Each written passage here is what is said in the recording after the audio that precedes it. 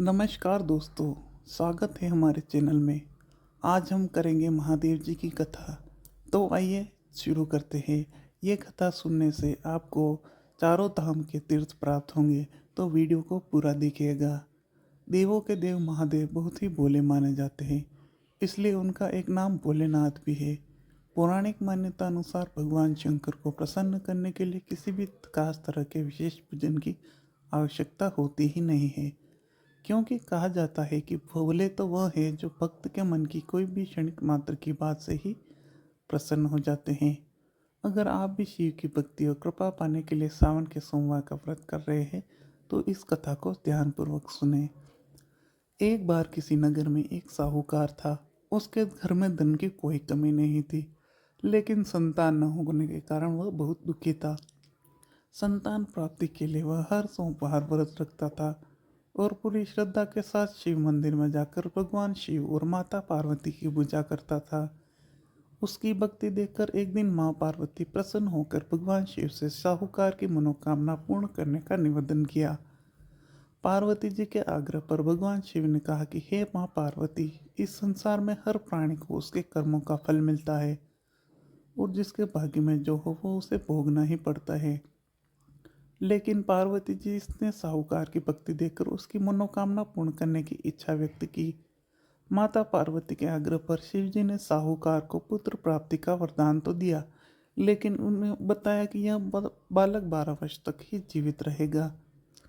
माता पार्वती और शिव की बातचीत को साहूकार सुन रहा था, इसलिए उसे ना तो इस बात की खुशी और ना ही इस बात का दुख था।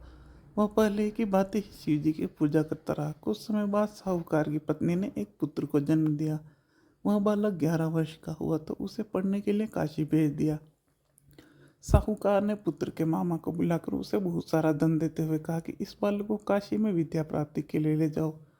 तुम लोग रास्ते में यज्ञ कराते जाना और ब्राह्मणों को भोजन दक्षिणा देते हुए जाना।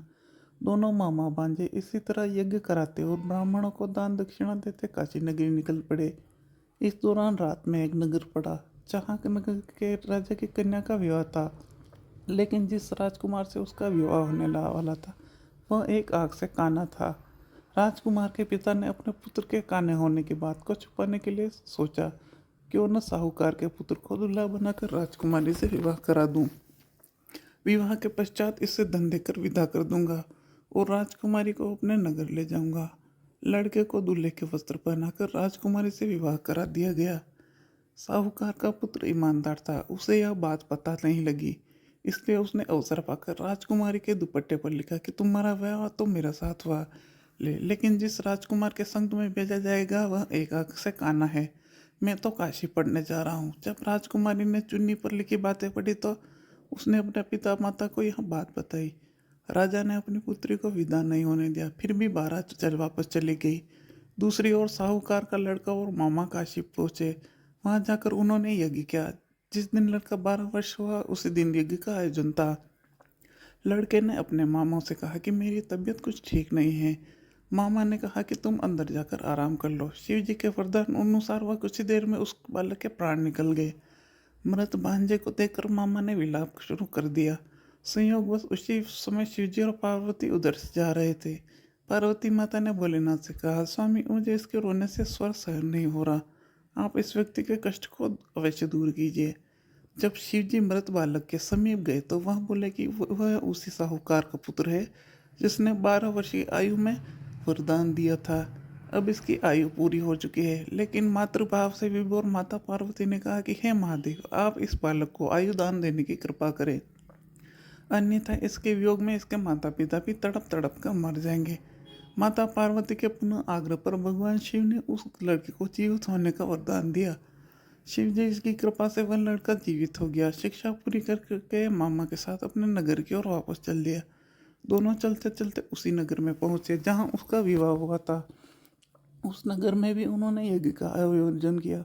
उस लड़के के ससुर ने उसे पहचान लिया और महल ले जाकर उसकी खातिरदारी की और अपनी पुत्री को विदा किया। इधर साहूकार ने उसकी पत्नी को भूखे प्यासे रहकर बेटे की प्रतीक्षा कर रहे थे। उन्होंने प्रण कर रखा था कि यदि अपने बेटे की मृत्यु का समाचार मिला तो वह प्राण त्याग दिए। परंतु अपने बेटे के जीवित होने का समाचार पाकर वह बेहद प्रसन्न हुए। उसी रात भगवान शिव ने साहूकार के स्वप्न में आकर कहा कि हे श्रेष्ठी, तेने मेरे सोमवार के व्रत करने के लिए और व्रत कथा सुनने के लिए प्रसन्न होकर तेरे पुत्र को लंबी आयु प्रदान की है। इसी प्रकार जो कोई सोमवार का व्रत करता है या कथा सुनता है उसके सभी दुख दूर हो जाएंगे और सभी मनोकामना पूर्ण होती है। तो बोलिए जय महादेव, जय शिव जी, जय पार्वती मैया। और हमारे चैनल को सब्सक्राइब करके अवश्य जाइएगा।